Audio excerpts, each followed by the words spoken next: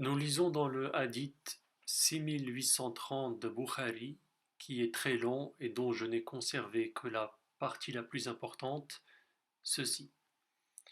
Ibn Abbas a rapporté: Allah a envoyé à Mohammed la vérité et lui a révélé le livre, et parmi ce qu'Allah a révélé, il y avait le verset du rajm, c'est-à-dire lapidation.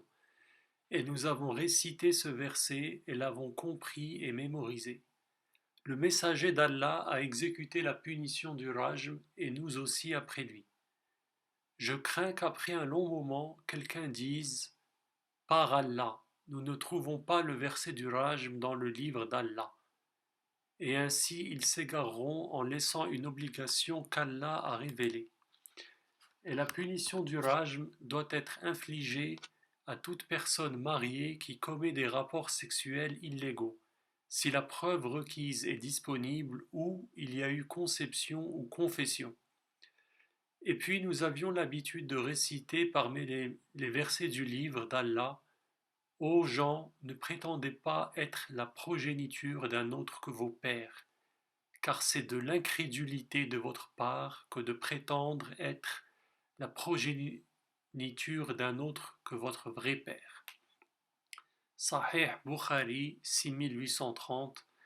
Vous trouverez le lien vers le hadith en entier dans la description de la vidéo. Dans cet extrait du hadith, il est question de deux versets qui étaient dans le Coran. Premièrement, le verset de la lapidation, et deuxièmement, le verset à la fin de l'extrait: Ô gens, ne prétendez pas être la progéniture d'un autre que vos pères, car c'est de l'incrédulité de votre part que de prétendre être la progéniture d'un autre que votre vrai père.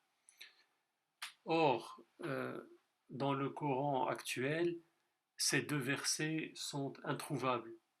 Comment les musulmans peuvent-ils donc prétendre que le Coran a été parfaitement préservé depuis sa révélation à Mohammed jusqu'à nos jours?